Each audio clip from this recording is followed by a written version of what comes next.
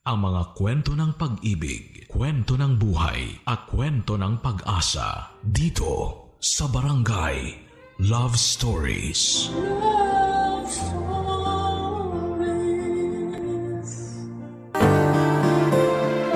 Ang paggalang sa mga magulang ay isa sa mga utos ng Diyos na may pangako. Ibig sabihin, walang swail na anak ang pinagpapala pagdating ng panahon. Ikaw, kabarangay, gaano mo kamahal ang mga magulang mo? Dear Papa Dudu, meron ba kayong comfort food? Yung klase ng pagkain na kapag kinain ninyo, hindi lang kayo mabubusog kundi maibabalik pa kayo nito sa nakaraan. Ako kasi, Papa Dudut, ay meron. At egg sandwich yon. Pero bago ko ikwento kung bakit, ay gusto ko munang bumati ng isang mapagpalang katanghalian sa inyong lahat at sa mga kabarangay natin. Ako po si Jing, 35 years old at nakatira dito sa Malate, Manila, kasama ang pamilya ko. Nadiskubre ko ang programa ninyo noong pandemic nang minsan akong nakapakinig ng isa sa mga storya ninyo online. Tapos nagustuhan ko po ito kaya hinahanap-hanap ko na. Ang pakikinig sa Barangay Love Stories ang paraan ko para makapag-relax mula sa pag-aasikaso sa aking mga anak. Magsisimula ang kwento ko noong 18 years old ako, Papa Dudut. Nasa 4th year high school ako noon at kasama ko na lang sa buhay at bahay namin ang Lola Lilia ko, nanay ng mama ko at ang papa nonong ko. Wala akong kapatid. Si mama naman ay iniwan na kami noong sanggol pa lamang ako. Sumama raw siya sa boyfriend niya at nagpakalayo-layo. Hanggang ngayon ay wala akong balita sa kanya at wala na rin naman akong balak alamin kung nasaan siya o kung buhay pa ba siya. Napatawad ko naman siya sa pang-iiwan sa amin pero ayoko nang makipag-ugnayan sa kanya kung bibigyan man ako ng pagkakataon, Papa Dudut.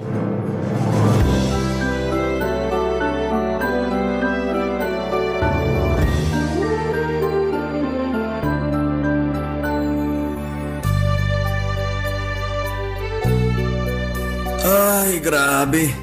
Sakit ng katawan ko. Nak, kuha mo naman ako tubig. Parang di ko na kayang tumayo sa upuan at maglakad. Sige po. Grabe. Ngalay na ngalay mga binti ko katatayo sa trabaho kanina.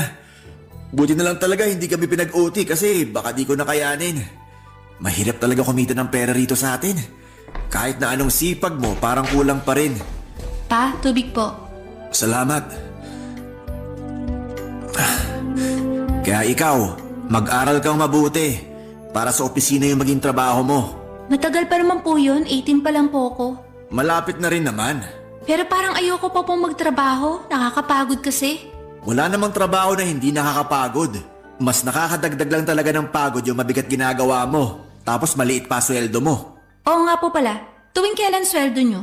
Ha? Bakit mo naman natanong? Sige na po, sagutin nyo na lang. Kinsenas katapusan, bakit? Ayun, sakto. Bakit nga? Kasi po may sasabihin ako. Ano na naman yan, ha? Baka pagkakagasosan na naman yan. Opo, pero matagal pa naman. Parang 2 buwan simula ngayon. Sige, ano ba yan? Magkakaroon po uli kami ng tour bago yung graduation. Gusto ko pong sumama. Lagi mo namang gustong sumama, di ba? Opo, pero hindi naman ako nakakasama. Ay, pasensya ka na. Kasi lagi rin may pinaggagamitan yung pera natin na nakalaan para sa tour mo. Kaya hindi ka nakakasama. Pero gusto ko na pong sumama ngayon. Pagbigyan niyo na po ako. Kasi malapit na rin naman ang graduation namin. Sigurado ka bang gagraduate ka? Ay, oo naman po. Kahit yun na lang yung regalo niyo sa akin. Tsaka para makasama naman ako sa tour namin. Lagi na lang po kung hindi nakakasama eh. Di ba pinaliwanag ko na nga kung bakit hindi? Opo, pero nakakainis pa rin. Huwag kang mainis. Alam mo namang mahirap lang ang buhay natin. Alam ko naman po yun. Pero naiingit na kasi ako sa mga classmate ko na nakakasama sa tour namin. Buti pa sila pinag-iipunan talaga ng mga magulang nila yung pambayad. Ako, lagi na lang taong bahay o hindi kaya nasa school para maglinis sa araw ng tour namin. Ay, o sige. Dahil kinonsensya mo na ako, sige. Pag-iipunan ko na yung tour mo. Para makasama ka na rin at di ka na mainggit sa mga kaklase mo. Talaga po? Oo nga. Kaya wag mo na akong simangutan dyan. Salamat po, Pa. The best talaga kayo. Oo, pero sana mapag-ipunan ko. Kasi baka magkasabay-sabay na naman mga bayarin natin. At kailanganin ko yung pera na yun pambayad. Wag naman sana, kasi magtatampo na naman ako sa inyo niyan. Kaya nga pag-iipunan ko na, di ba? Para hindi ka na magtampo. Asahan ko po yan, ha? Batang to, napakasigurista. Siyempre naman po. O siya, masahihin mo muna mga binti ko. Para naman may lakas na ulit ako magtrabaho bukas at sa mga susunod na araw. Naantok na po ko. Sige ka. Pag di ako nakapasok bukas sa trabaho dahil masakit mga binti ko, hindi rin ako makakaipon ng pang-tour mo. Sige na nga po, pero saglit lang ha. Papa Dudut, simula elementary hanggang third year high school ay hindi ko pa naranasang makasama sa mga tour o field trip. Mahirap lang kasi ang pamilya namin at medyo gagastos talaga ng malaki kapag sumama ako. Sinasabi ko naman ng maaga kay Papa para mapag-ipunan niya, Papa Dudut. Pero laging may pinagkakagastosang mas mahalagang bagay ang perang nakalaan para doon. Kaya nga laging masama ang loob ko at nagtatampo sa kanya. Lagi ko rin siyang dinadabugan at nagmamaktol ako sa harapan niya pag hindi nasusunod ang gusto ko. Pero sa huli wala rin naman akong magagawa. Factory worker ang tatay ko at kumikita siya ng minimum. Magkaibigan at magkaklase sila ng nanay ko noong high school at nabuntis niya ito kahit na may boyfriend ito. Pero pareho naman daw nilang ginusto kaso sa huli, iniwan pa rin siya ni Mama nang makipagtanan ito sa iba. Tinanggap na lamang ng papa ko ang mga nangyari kahit na masakit sa kanya. Nagalit din sa kanya si Lola, nanay ng mama ko dahil sa ginawa nila ni Mama. Kaya nagsorry si Papa kay Lola at nangako na aalagaan ako at palalakihin. Naawa naman si Lola sa sitwasyon namin noon dahil sanggol pa ako. At ulilang lubos na rin ang papa ko. Hindi rin siya close sa mga kamag-anak niya dahil barumbado siya noong kabataan niya. Pero nagbago naman siya nang isinilang ako. Kaya naman nag-decide si Lola na kukupin kami at patirahin sa bahay kasama niya. Lalo na't mag-isa na lamang siya ng mga panahong yon, Papa Dudut.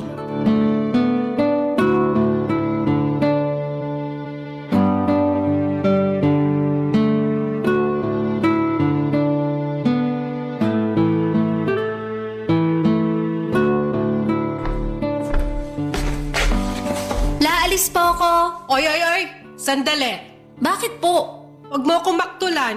Hindi ako katulad ng papa mo na madadala mo sa pagganyan-ganyan mo. Umupo ka rito sa tabi ko.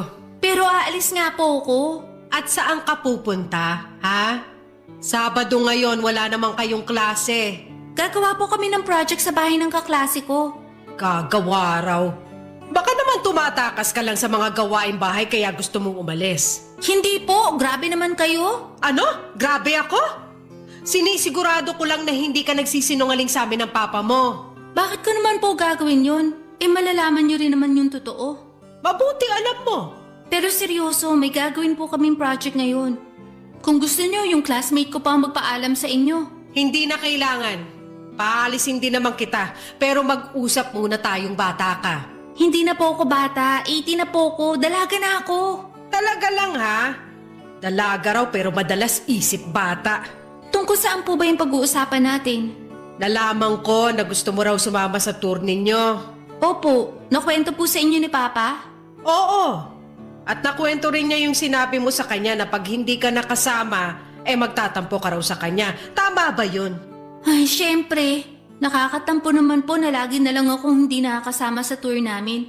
Simula elementary hanggang third year high school. Kaya ka naiinggit sa mga kaklase mo, ganon. Opo. Alam mo naman ang sitwasyon ng buhay natin, di ba? Alam ko naman po, pero... Alam mo naman pala, pero bakit ganyan ka pa rin mag-isip? Hindi naman po sa ganun. Hindi raw sa ganun, pero para ka pa rin bata na hindi naiintindihan ng sitwasyon ng pamilya natin. Baka nakakalimutan mo na kulang na lang magkanda-kuba kami ng papa mo sa pagtatrabaho para maitaguyod ka lang. Hindi ko naman po nakakalimutan yun. Kaya nga nag-aaral ako ng mabuti para masuklian ko yung pagsasakripisyo nyo. Dapat lang na mag-aral ka ng mabuti. Kasi maswerte ka dahil nakakatungtong ka sa eskwelahan. Marami dyan ang mga kaedad mo, yung mas pinipiling pagtrabahuhin ng mga magulang nila kaysa pag-aralin. Nagtatrabaho rin naman po ako Diba tinutulungan ko nga po kayo sa pagtitinda? Oo, sa tuwing wala kang klase. Pero nitong nakaraan napapansin ko lagi ka nalang umaalis tuwing Sabado at Linggo. Katulad ngayon, naalis ka na naman. Mahalaga naman po yung pupuntahan ko.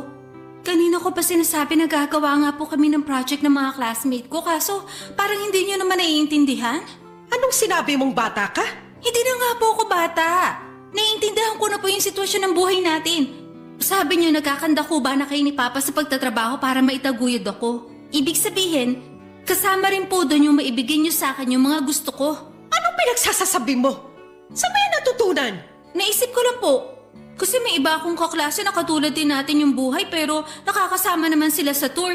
Hindi mo dapat kinukumpara ang buhay natin sa buhay nila. Tsaka kung gusto mo talagang sumama sa tour na yan, tulungan mo kami ng papa mo sa pagtatrabaho. Hindi yung pagsasalitaan mo kami ng ganyan. Para kang hindi nag-aaral.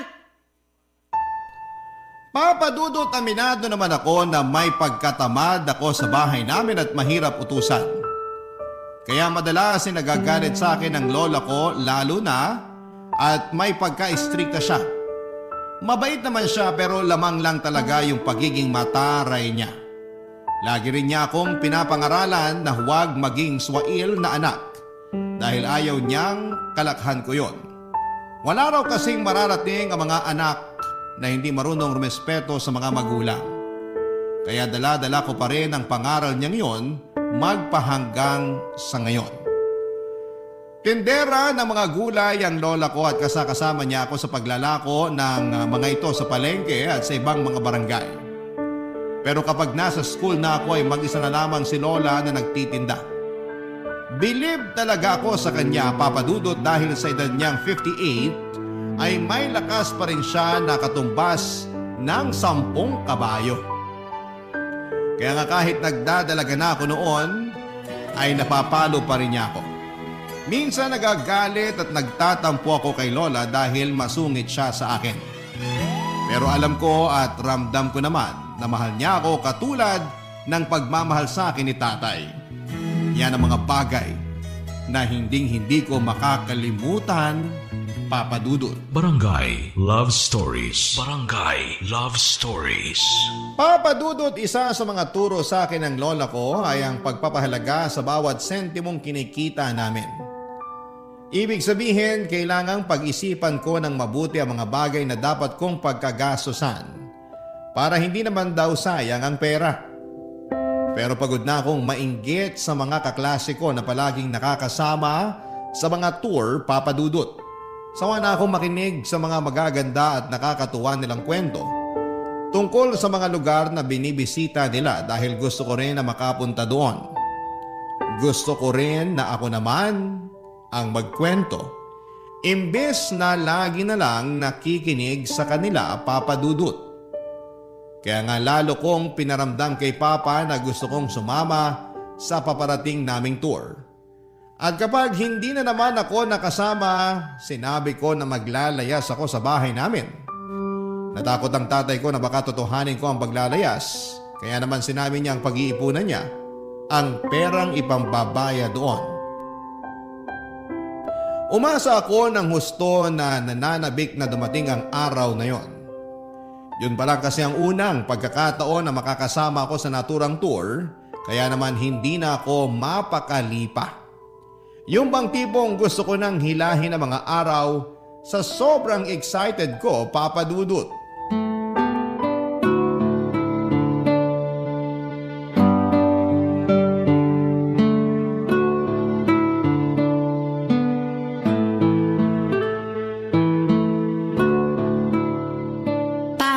Sa susunod na linggo na po yung tour namin.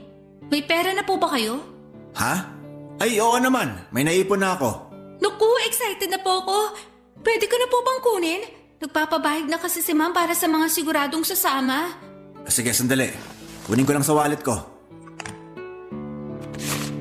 Oh, ito na anak.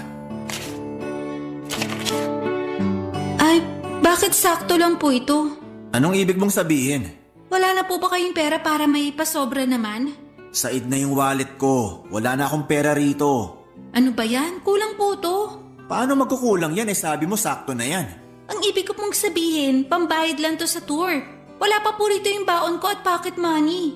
Pwede ka namang magbaon ng kanin at ulam dyan. Tsaka bakit kailangan mo ng pocket money? Siyempre, baka may bibilin po ako dun sa mga lugar na pupuntahan namin. At saka gusto ko masarap naman po yung ulam ko. Hindi yung lagi na lang itlog, isda at gulay katulad ng inuulam ko sa school. Napakagastos mo namang bata ka. Hindi na po ako bata. Kainis kayo ni Lola. Lagi niyo akong sinasabihan ng ganyan. Para sa amin ng lola mo, bata ka pa. Kasi parang bata ka pa rin mag-isip. Ewan ko sa inyo.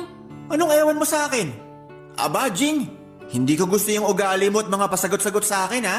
Lagi niyo naman pong hindi gusto ni Lola yung ugali at pagsagot ko eh. Minsan naiisip ko hindi niyo talaga ako gusto kaya ganyan sinasabi niyo sa akin. Hindi totoo yan. Nag-aalala lang kami ng lola mo kasi hindi tama yung ginagawa mo. May anak bang ganyan sumagot sa magulang at lola niya? Tapos di ka na nga nagpasalamat sa akin dyan sa perang binigay ko pang bayad sa tour mo. May bago ka na namang hinihingi. Dapat po kasi pati yung perang pambili ko ng baon tsaka pocket money, pinag-iipunan niyo rin. Ano ka mo? May isip ko pa ba yun? Kailangan din natin magbayad ng iba nating gastusin dito sa bahay? Yung pagkain natin, sa kuryente, tsaka sa tubig. Minsan lang naman po ako sumama sa tour. Kaya wag niyo na pong isumbat sa akin yung mga bayarin natin. Hindi ko lang mapigilan kasi parang nakakatampo ka naman. Magtatampo kayo sa akin tapos magsusumbong na naman kay Lola. Anong magsusumbong pinagsasasabi mo dyan? Pinagalitan niya kaya ako tungkol sa sinabi ko sa inyong gusto kong sumama sa tour namin. Hindi pagsusumbong yon. Nagtanong lang yung lola mo kung bakit napapadalas ang pag-overtime ko sa trabaho. Kaya sinabi ko na nag-iipon ako pambayad sa tour mo. Kahit na, pinagalitan pa rin po ako ni Lola at kasalanan niyo yon. Paano naging kasalanan ko pa? Pambihira ka namang bata ka? Basta, pag-ipunan niyo uli yung pambaon ko tsaka pocket money kasi kailangan ko po yon. Sige na, sige na. Pag-iipunan ko ulit. Sa susunod na linggo pa naman yung tour nyo na yan, di ba? Opo, salamat po. Papa Dudut, masayang-masaya nga ako nung ibigay na ni Papa ang perang pambayad ko sa aming tour. Alam ko kasi sa sarili kong totoong-totoo na yon. Na sa wakas ay makakasama na ako at hindi na lamang basta makikinig sa kwento ng mga kaklase ko tungkol sa kung gaano kaganda ang lugar na pinuntahan nila. Hindi nagtagal ay ibinigay na rin sa akin ng Papa ko ang perang para meron akong pang pocket money. Kasama na rin doon ang pambili ko ng baon. Siyempre hindi mawala-wala ang paborito kong egg sandwich na ginawa mismo ng lola ko. Kahit na naiinis sila sa akin ni Papa sa pagiging demanding ko, alam kong mahal nila ako at hindi nila ako matitiis. Noong araw na dumating nga ang tour namin, hinatid ako ni Lola sa school kahit na sabi ko ay kaya ko naman. Pero pinilit niya ako kasi hindi pa siya tapos magbilin ng mga dapat at hindi ko dapat na gawin. Nag-alala kasi siya sa akin kahit na malaki na ako. Kaya nga thankful talaga ako na kahit wala akong nanay ay meron naman akong lola at papa na nag-aalaga sa akin ng mga panahong yon. Oo, may mga pagkakataon pa rin na napapatanong ako sa sarili ko kung anong pakiramdam na magkaroon ng nanay katulad ng mga kaklase ko. Marami kasing bagay na hindi kayang gawin ng tatay ko na mga nanay lamang ang nakagagawa. Tulad ng pagtatali ng buhok ng maayos, paghahanda ng baon at kung ano-ano pa. Buti na lang talaga at nandyan si Lola kaya kahit papaano ay napupunan niya ang pangangailangan kong yun. Papa Dudut.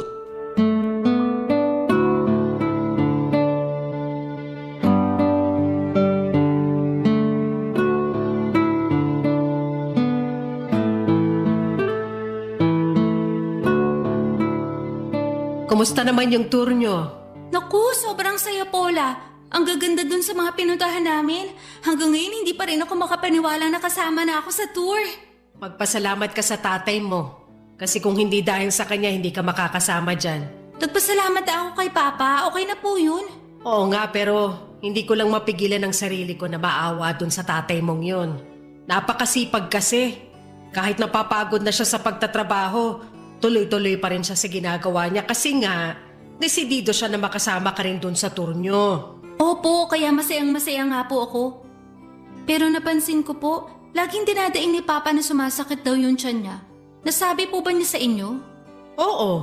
Alam niyo po ba kung bakit?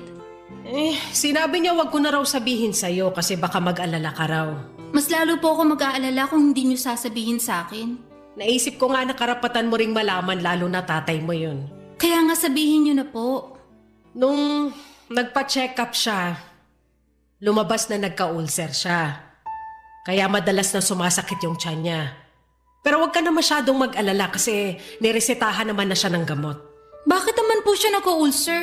Hindi po ba siya kumakain sa tamang oras? Ganun na nga. Minsan hindi pa siya kumakain. Inamin niya sa akin yon kaya lalong lumala yung sakit niya. Bakit po? Kasi nagtitipid siya. Yung pera na pambili niya ng pagkain, niipon niya para maibigay sa'yo. Pambili ng baon at pang pocket money mo. Sinabihan mo raw kasi siya na sakto lang pambayad sa tour yung perang binigay niya. Kaya hiningan mo pa siya. Totoo ba yon? Opo. Pero hindi ko naman po alam na hindi siya kakain para lang may maipang pambaon at pang pocket money ko. Hindi naman kasi tayo mayaman. Yung buhay natin di katulad ng mga kaklase mo na 2 magulang nila yung naghahanap buhay. Oo, natutulungan ko ang papa mo sa pagtitinda ng gulay. Pero hindi naman pare-pareho yung kita ko. May mga araw na malakas, pero mas marami yung matumal. Tsaka, tumatanda na ako. Kahit na kaya ko pa naman, medyo nakakaramdam na rin ako ng mga sakit-sakit sa katawan. Kaya nga sabi ng papa mo, tumigil na ako sa pagtitinda. Ako naman yung may ayaw kasi gusto kong tumulong sa kanya dahil kawawa naman siya. Siya lang yung nagtatrabaho para sa pamilya natin. Dahil sa sinabi niyo parang nakonsensya naman po ako. Hindi ko sinabi yon para yan ang maramdaman mo. Gusto ko bumawi ka sa kanya kahit na sa mga maliliit na bagay na hinihingi niya. Tulad ng pagpapamasahe sa binti niya pag nangangalay siya. Pero mali pa rin yung inasal mo sa papa mo, ha? Dapat mas naging mapagkumbaba ka.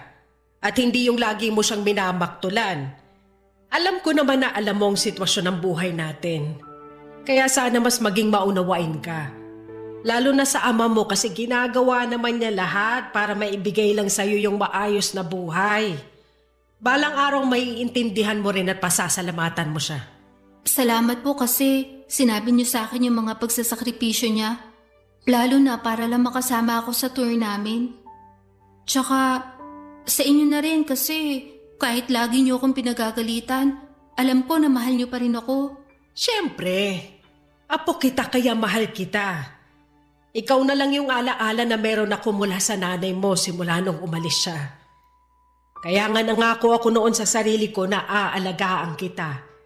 Kaya sana wag ka na rin masyadong maldita. Opo, sorry po ulit. O siya, tama na yan. Ituloy mo na lang yung kwento mo tungkol sa mga lugar na pinuntahan nyo. Para naman masaya yung pinag-uusapan natin. Papa Dudut, nalungkot naman ako matapos kong malaman ang dahilan kung bakit madalas ang pagsakit ng tiyan ni Papa. At mas nakonsensya ako nang sabihin sa akin ni Lola ang tungkol sa mga sacrifices na ginawa niya para lamang makasama ako sa tour namin. Tapos minalditahan ko pa ang tatay ko para lang masunod ang gusto ko. Bigla tuloy bumalik sa alaala ko ang mga pagkakataon na hindi ako naging mabuting anak sa kanya sa tuwing nagmamaktol ako at nagdadabog sa mga utos niya. Doon ay biglang nag-sink in sa isipan ko ang lahat ng mga pangaral ng lola ko sa akin. Kaya unti-unti ay nagbago ang pag-uugali ko. Hindi naman ako masamang anak, medyo pasaway lang talaga kaya nga binabawas-bawasan ko na. Hindi na ako madalas nagreklamo kapag inuutusan ako ni na lola at papa. O kapag hindi ko gusto ang ulam, ay hindi na ako papadudot naghahanap ng masarap kasi yun lang ang kinaya ng pera namin.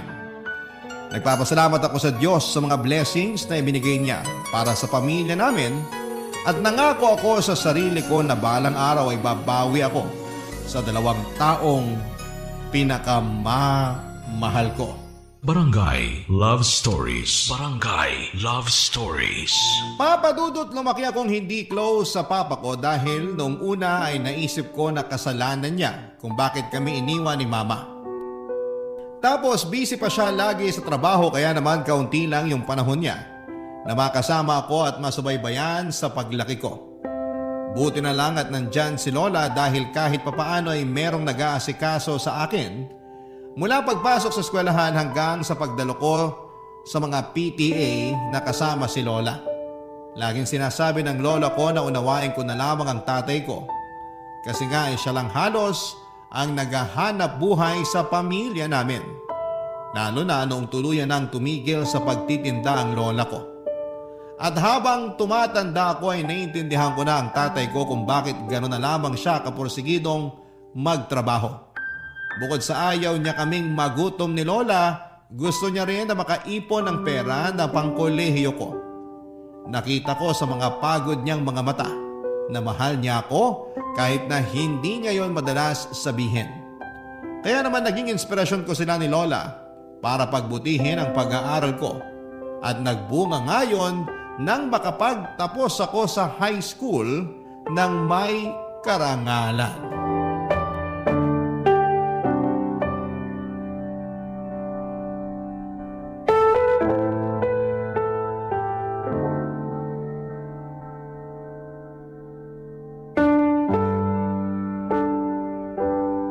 Naku, ang galing-galing naman ang apo ko. Congrats na! Kasi may medalya ka nung graduation mo. Masayang-masaya kami ng lola mo kasi alam namin nag-aral ka ng mabuti para lang magkaroon ka ng ganong karangalan. Yung totoo, para po sa inyo ni Lola yung karangalan kong yon, pa. Bakit para sa amin? Hindi naman kami yung pumasok sa eskwelahan at nag-aral. Oo nga, nagtrabaho lang naman kami tapos lola mo lang yung nag-aasikaso sa'yo. Hindi naman po kasi literal na kailangan yung pumasok sa eskwelahan katulad ko. Kayo na po ang may sabi na nagtatrabaho kayo. Tapos si Lola naman yung nag-aasikaso sa akin. At kaya nga po ako nagsikap makagraduate ng may medal kasi kayo po yung inspirasyon ko. Kung hindi po dahil sa sipag nyo para lang mabigay sa akin lahat ng pangangailangan ko, hindi po ako makakapag-aral. Salamat po talaga. Walang anuman yon. Anak kita at mahal kita. Mahal ko rin po kayo. Nakakatuwa naman tignan ng sweet yung mag-ama. Salamat din po sa inyo kasi lagi nyo akong inaasikaso. Walang anuman yon. Tsaka maliit na bagay lang yon. Hindi po maliliit na bagay yon. Kasi kahit malaki na ako, nandyan pa rin kayo para gumabay sa akin at mangaral. Kaya nga kahit wala na akong nanay, hindi ko naman naramdaman na napabayaan ako. Iba rin mag-alaga ang lola mo. Kahit ako nga inaasikaso rin niya na para bang tunay na anak. Ano ka ba naman? Sa tinagal-tagal ng pagsasama natin dito sa bahay, paano hindi kita tatratuhin parang tunay kong anak? Mabait ka at mabuti kang magulang kay Jing. Tapos nakita ko rin sa'yo yung determinasyon na mabigyan siya ng maganda at maginhawang buhay kahit na mahirap lang tayo. Doon pa lang napahanga mo na ako. Kaya sabi ko sa sarili ko, aalagaan din kita katulad ng pag-aalaga ko sa apo ko. Salamat po, Nay. Nararamdaman ko na meron akong magulang sa katauhan nyo. Hindi talaga ako nagkamali na pinatira ko kayo mag-ama sa bahay ko noon. Kasi simula nung iwan ako ng anak ko, pakiramdam ko na wala na rin ako ng rason na mabuhay. Siya na lang kasi yung meron ako pero nawala pa rin siya sa akin. At kasalanan ko po yun. Pakiramdam ko, ako yung nagtulak sa kanya para iwanan kayo. Habang buhay po akong hihingi ng tawad sa nangyari. Napatawad na kita, tsaka tapos na yon. Hindi na ako galit sa'yo. Malaki na rin naman yung anak ko. May isip na siya para malaman ng tama at mali. Alam ko na alam niya ang ginawa niya ng araw na yon. Kung sakaling bumalik po si Mama, patatawarin niyo ba siya? Oo naman. Anak ko pa rin naman siya, tsaka wala na sa akin yun. Nangyari yun, matagal na panahon na. Ikaw pa? Wala na rin kaso sa akin yon. Ang mahalaga, bumalik siya para sa inyo ng lola mo. Ayos na ako na wala sa prioridad niya. Kasi kayo na lang din ang lola mo ang prioridad ko. Ikaw ba, Jing? Sakaling bumalik ang mama mo tapos humingi ng tawad sa pangiiwan niya sa'yo nung baby ka pa lang. Patatawarin mo ba siya? Pwedeng oo, Pero hindi ibig sabihin sasama na ako sa kanya sakaling kunin niya ako. Kasi para sa akin, kayo lang ni Papa ang pamilya ko.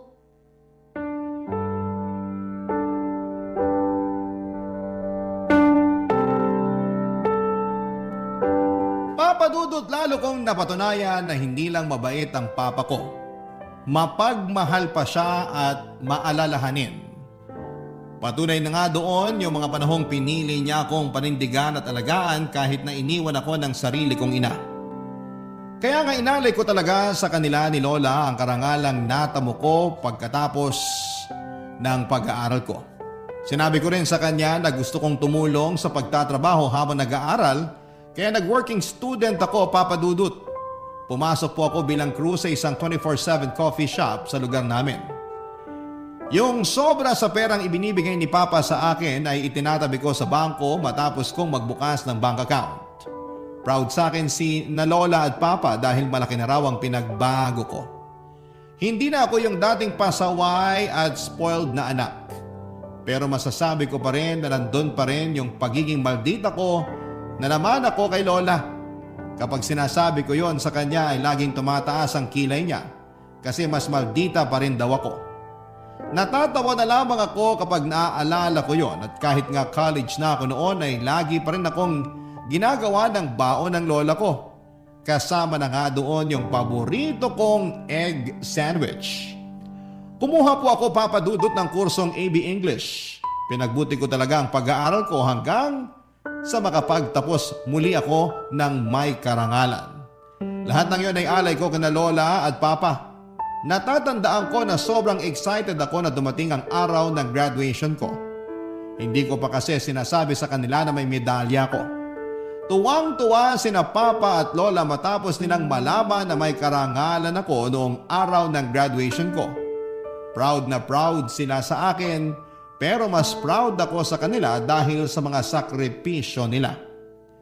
Kaya lang nagbago ang lahat sa buhay namin dahil kinabukasan ay hindi na nagising si Papa mula sa pagkakatulog.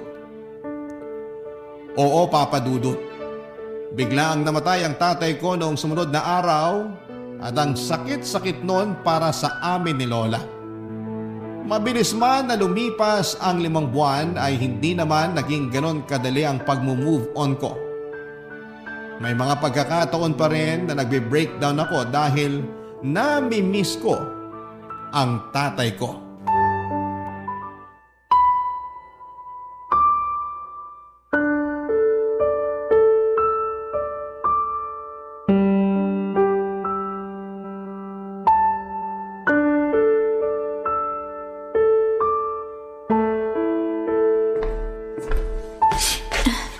Umiiyak ka na naman ba, Jing? Sorry La, hindi ko lang mapigilan. Namimiss ko lang si Papa tapos baka malapit na rin ang period ko kaya ito na naman yung hormones ko. Ayos lang yun. Namimiss ko rin naman ang papa mo eh. Bakit naman po kasi ganun? Anong bakit ganon? Kasi kinuha siya agad sa atin ng ganun kabilis. Parang ang saya-saya lang natin ang graduation ko. Tapos kinabukasan biglang wala na siya. Hindi ko rin alam kung paano sasagutin yung tanong mo kasi ako mismo naguguluhan din. Hindi ko pa nga naibabalik sa inyo lahat ng magaganda at mabubuting bagay na ginawa niyo sa akin para lang makapagtapos ako sa pag-aaral. Paano ko na po gagawin yon kung wala na si Papa? Ang daya, ang sakit-sakit po. Sigurado ako kung saan man naroroon ang papa mo, proud na proud siya sa'yo. Hindi po ba pwede na dito muna siya sa atin para magkakasama tayo? Ayoko kasi na malayo siya sa atin. Nalulungkot po ako. Nalulungkot din ako pero ganun talaga ang buhay. Hindi natin masabi. Akala mo ayos lang yung isang tao pero nalalabi na pala yung mga araw na kasama natin siya sa mundo. Diyos lang ang nakakaalam kung kailan niya tayo kukunin. Pero ang hirap lang kasi wala man lang senyales. Yung iba kahit paano nakakapagpaalam pa pero ako na hindi nabigyan ng pagkakataon para magawa yun kay Papa. Wala na tayong magagawa. Kundi tanggapin na lang talaga yung nangyari kahit masakit. Alam ko ayaw din naman ni Nonong na habang buhay tayo magluksa sa pagkawala niya. Lalo ka na nagsisimula pa lang sa buhay may trabaho mo. Alam ko naman po yun. Pero nahihirapan pa rin ako makausad. Mabuti na lang nagiging busy ako kapag nasa trabaho. Kahit paano, nakakalimutan ko yung pagkawala ni Papa. Pero hindi ko pa rin po mapigilang malungkot at mag-alala. Ha? Bakit ka naman nag-aalala? Kasi natatakot na ako mag-isa. Hindi ka naman mag-iisa. Kasama mo pa ako. Opo, pero... Pero ano? Ano bang akala mo sa akin? Susunod na agad dun sa papa mo? Hindi naman po sa ganun. Pero bigla ko lang naisip kasi... Kasi matanda na ako. Sobra ka naman sa akin. La naman eh. Huwag ka na kasi masyadong mag-alala dyan. Dahil magsasama pa tayo ng matagal. Iniingatan at tinaalagaan ko naman ang sarili ko kasi gusto ko pa mabuhay ng matagal. Lagi rin ako nagdarasal sa Diyos na sana wag muna niya akong kunin para may makasama ka pa. Ako rin, yun din ang lagi kong dasal. Kasi marami pa po tayong gagawin na magkasama. O yun naman pala Kaya wag ka na mag-isip ng kung ano-ano dyan. Basta tandaan mo, hanggat nandito ako, hindi ka mag-iisa. Hanggat nabubuhay ako, meron kang makakasama. Baka maiyak na naman ako niyan. Ikaw talaga? Tahan na! Lagi ka na lang umiiyak. Ayaw ng papa mo niyan. Gusto niya kahit wala na siya, lumaban ka pa rin. Magpakatatag ka. Dahil may maganda pang buhay na naghihintay sa'yo sa hinaharap. Papa Dudut, alam ko na may mga araw na malungkot. Meron din na masaya. At hindi naman palaging mabigat ang nangyayari dahil meron ding mga araw na magaan. At kapag nakakaramdam ako ng lungkot sa tuwing naaalala ko ang pagkawala ng papa ko ay lagi ko na lamang iniisip ang mga masasayang alaala na kasama ko siya noong nabubuhay pa siya. Mahal na mahal ko si Papa at masaya ako kasi nabigyan ako ng pagkakataon na makasama siya bago siya nawala sa piling namin ni Lola. Sa kasalukuyan ay may asawa na ako at mga anak. Wala na rin si Lola dahil noong nakaraang taon lamang ng 2023 ay pumanaw na siya, Papa Dudut. Pero masaya ako kasi nakasama ko pa siya ng matagal-tagal at nasaksihan niya pa na ikasal ako at nagkaanak. Kahit papaano. Panatag na ang puso ko na nasa mabuti silang kalagayan ng papa ko nang magkasama. At sa tuwing nami-miss ko sila ay nagluluto ako ng paborito nilang pagkain na naging paborito ko na rin para naman lagi ko silang naaalala. Hanggang dito na lamang po, Papa Dudut, ang sulat ko at maraming pong salamat sa inyong programa sa Barangay Love Stories. Sakaling mapili po ninyong i-ere ang istorya ko. Naway kinapulutan po ito ng aral at inspirasyon ng mga kabarangay natin. God bless po sa inyong programa, ang inyong kapuso at kabarangay, Jing. Barangay Love Stories. Barangay Love Stories. Kwentuhan naman tayo dito sa comment section. Nagustuhan ng iyong napakinggan? Ituloy yan via live stream sa www.gmanetwork.com/radio. Barangay LS 97.1